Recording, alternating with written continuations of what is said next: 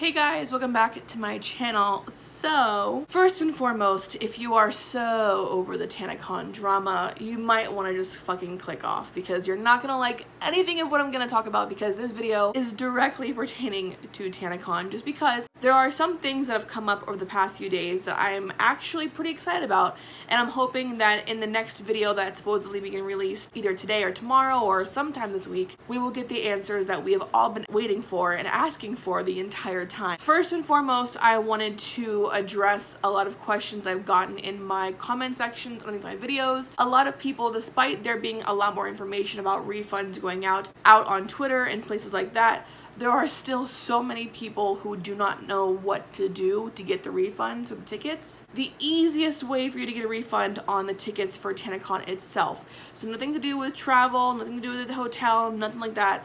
Just the ticket for Tanacon itself. The easiest way to get the money back is to dispute the charge at your bank, and hopefully they'll get you the refund as soon as possible. I've seen a lot of people also getting refunds from Veeps, which is pretty cool, especially since Veeps was not legally responsible to be issuing out refunds because the contract they had signed with Michael was that Good Times would be responsible for any and all refunds in the event of something like this happening where refunds had to be given back to the customers. I will leave all the information down below as much as I can get for you guys, but the easiest way to get that refund, if you have not already gotten a refund, is to go to your bank and dispute the charge. That's all I can tell you. Now, I'm fairly certain a lot of us, even if you are so over the whole Tanacon bullshit drama thing that's been happening, I know there are a lot of people who are still not over it, which is the reason why I'm making these videos, because I had a lot of people saying, please do not let people bully you into not making any more videos on it because you're the only one actually covering it the way we think it should be covered, which I think is pretty fucking cool. So thank you guys for that. The reason I'm continuing to cover it is because, like I said earlier, there are some things that have been brought up that I wanted to address here in the video, which is going to answer my question of what can we expect from this Tana Mojo video that is supposedly going to discuss all the dark truths behind what had happened before Tanacon and during Tanacon, I should say, as well.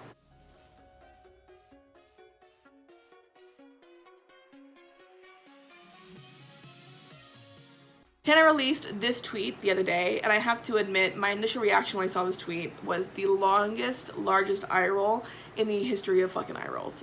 Let me just say that first. Because if you have watched Tana for any length of time, for any amount of time I should say, then you know her MO when it comes to things like this happening when she gets into a serious debacle such as this, is to not say anything about it immediately. She waits and waits and waits, and then once things have died down, then she starts to talk about it, and we have the video in which she cries, makes self-deprecating comments about herself. I'm a fuck up, I'm an idiot, I'm this, I'm a dumb bitch, I'm this, and it's like it's the same thing over and over again, and at the end of it everyone feels bad for her and we move on.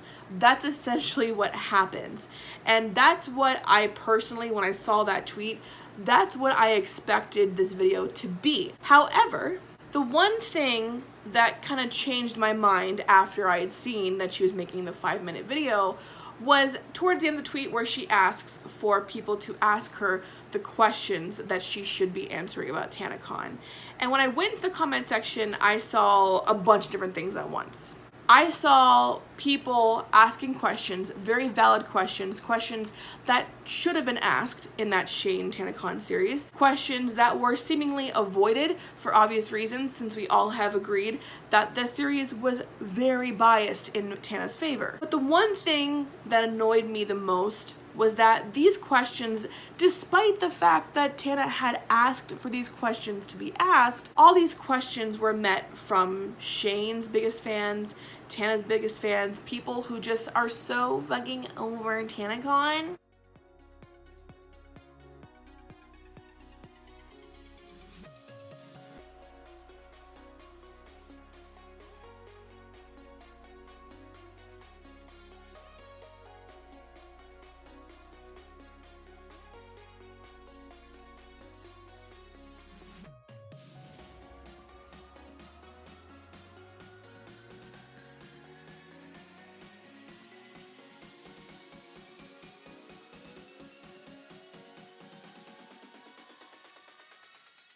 Tana asked for these questions to be asked, but no one asked how over it you are about Tanacon. If you're so over it and you know you're gonna get offended and get so triggered and pissed off about these questions being asked to these people, even though she asked for these questions to be asked, just keep scrolling by. Just because you are over it does not mean other people are over it. And just by the number of comments from people who actually attended Tanacon, who are still asking questions, who are still asking where they can get refunds and bullshit, there are a lot of people who are not over it. So just shut the fuck up and move on. Okay? I mean, I myself just last week got in some hot water with some of Shane and Tana's biggest fans because I had tagged Shane in a tweet talking about same thing that so many people have tried to bring up to both Shane and Tana, whether it be in the series in the comment section or maybe people even messaging them on different platforms to get an answer from them.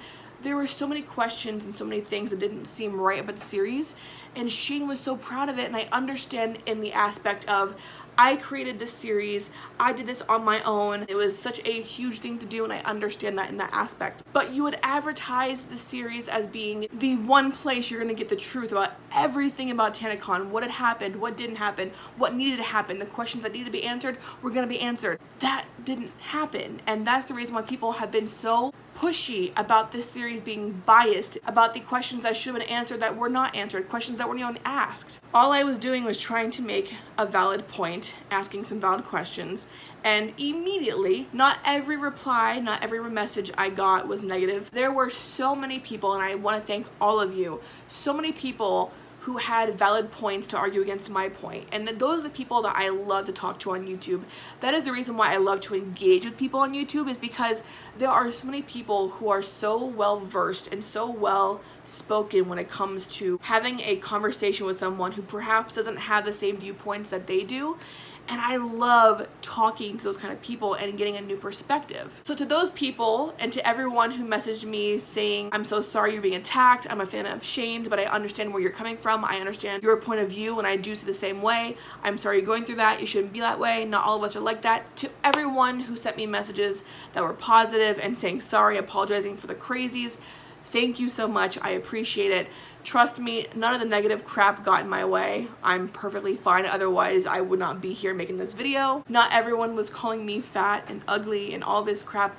It was hilarious to me to watch all the replies from the crazies, I call them, the super fans who really only live for putting down anybody who paints their favorite creators in a negative light, even though it's not really a negative light. It's just bringing light to a subject that needs to be addressed, that should have been addressed in the first place. I don't care what size channel you have, just because you have 1 million subscribers or 100 subscribers or even 1 subscriber. When you put yourself out on the platform such as YouTube, the way I do, the way Shane does, the way Tana does, you are subject to criticism. And that may hurt your feelings, and if it does, this is not the thing for you, because I tell you what, the number one thing you're gonna get most of is critiqued by so many different people. And it does suck, it hurts sometimes, but there are people like myself who truly only genuinely want to point out things that need to be improved on, that need to be better in certain situations. And in this situation, that series could have been made 100% better and 100% less biased than what it was. But that statement has been made, and I think it's been proven, and I think they got the point across, because we have now seen Tana starting to ask for people to ask her the questions so she can answer them in this video. Now, the one issue I had with the video, I'm not sure if it's going to be a 5-minute video, because she did mention in these Snapchats that it may be a longer video, that the documentary may not be put out for a while. Hello everyone, I just filmed the 47th Tanacon video, and I think I'm just going to be uploading a video either tomorrow, late today, maybe the next day, whenever I can get it fully edited, answering everyone's most asked questions, because I talked about doing the documentary, and I felt like a lot of the responses were people being like, that's not what we fucking want right now. And it's not like that was the responses from like haters, it was like you guys, you know, and actual people with actual questions and concerns, and I would rather just post a video that's demonetized and fucking answer every single question, you know? And so that's what I'm doing. I felt like updating you guys on what I was doing, and I wanted to let you know the situation with the documentary versus a YouTube video. I've spent the last month working on this documentary, but I don't know, if it doesn't feel right to post right this second, why would I? And why would I post something that people don't want me to? And I also think a big reason why I wanted to upload the documentary right now is because I found out so many horrible things about a certain person. I don't even want to say company anymore, but over the past few weeks I've been so internally angry about it and upset, and all of these creators with smaller platforms coming to me and telling me the fucked up things that this person did to them and showing me proof, and it's horrible, straight up. And maybe everything happened to me so that I could find those things out and could help smaller creators, and maybe that's the sole end purpose. I don't know, but I don't know if I'm ready for the emotional damage that will bring telling that kind of truth. And I don't think it's the right time to show all of the good footage of Tanacon, like, yay, I think that people just want answers to their questions and refunds issued and changes made, and that's what we should focus on right now so that we can move on and try to, at least, So yeah, that's a quick little update for you guys. More to come. You cannot be honest and answer all these questions in an honest way in 5 minutes, because there are so many questions, so many things that should have been asked that were not, and that's the reason why these questions are being brought up in the first place. Anyways, fast forward to the updates. So, this past Sunday, the 15th, I think it was, I woke up, and the very first thing I do in the morning normally is I will check, of course, social media, and I noticed two things right away that were very surprising. The first thing I noticed was that Tana Mojo had followed me back on Twitter. And the second thing I noticed was that I had a message in my inbox from her, and I was like, oh, okay. I'm bringing this up because this is going to answer the question that I asked in the beginning of the video. What can we expect from this new video from Tana? So basically in the message, Tana tells me about this video, and she tells me that she wanted to speak to people who had seen things in a different perspective as far as Tanacon, as far as the series and things like that. And she said that Shane had pointed her in my direction specifically, which I think is pretty fucking cool. And I wanted to shout out to Shane and Tana both for taking time to give people the opportunity to ask the questions that should have been asked. I am hoping that I'm not the only person that Shane had pointed her in the direction of, because there were so many other videos that were so much better than mine and so much more detailed that had questions that I didn't even think of, and it blew my mind how much more there is to everything that should have been talked about in that series. However, like I said, I am thankful that they're going to give us the opportunity to ask these questions, and honestly I'm hoping that they take this seriously and they take these questions seriously and she answers them, and that's ultimately what I expect to see in this new video. Now, the whole purpose of me making this video was to show you guys the questions I asked her specifically. These are all questions that I got from you guys, because a lot of the questions that we both had were one and the same, and so I did condense a lot of them. Hopefully this covers everything. If there are other questions that you think I could have asked, leave them in the comment section. I'm sure she's gonna see all of them, hopefully. I expect her to answer the questions. I'm hoping the video isn't just 5 minutes long, and I really am hoping that she answers all these questions, not for me, because I wasn't affected, but for all the people that she did fuck over, whether it be the creators, whether it be the fans of any of the creators, it doesn't matter who it was. People deserve to have these answers, and these are the questions that should have been asked the first time around to avoid all of this becoming what it has become, which is even more of a mess.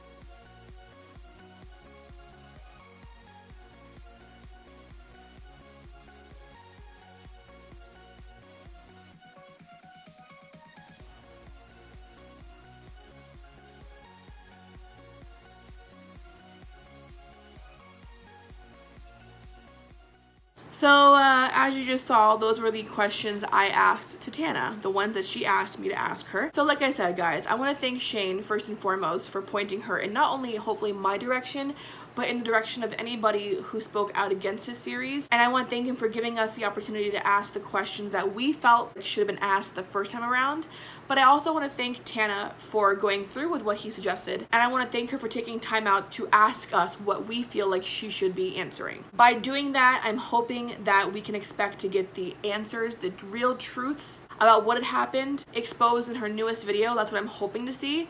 However, at the end of the day, just because I get a follow back on Twitter does not change my mind about how I feel about what should happen legally. I do feel like both Tana and Michael should legally face consequences for their actions or non-actions in a lot of the points. There are a lot of things that were done that shouldn't have been done, but in the same case, there are a lot of things that had not been done that should have been done.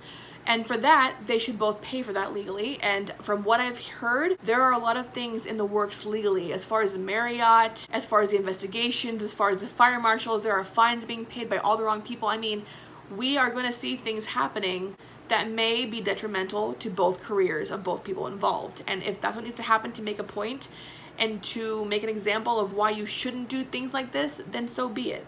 Yes, I still think they should be legally punished. However, I do not wish ill will on either of these people.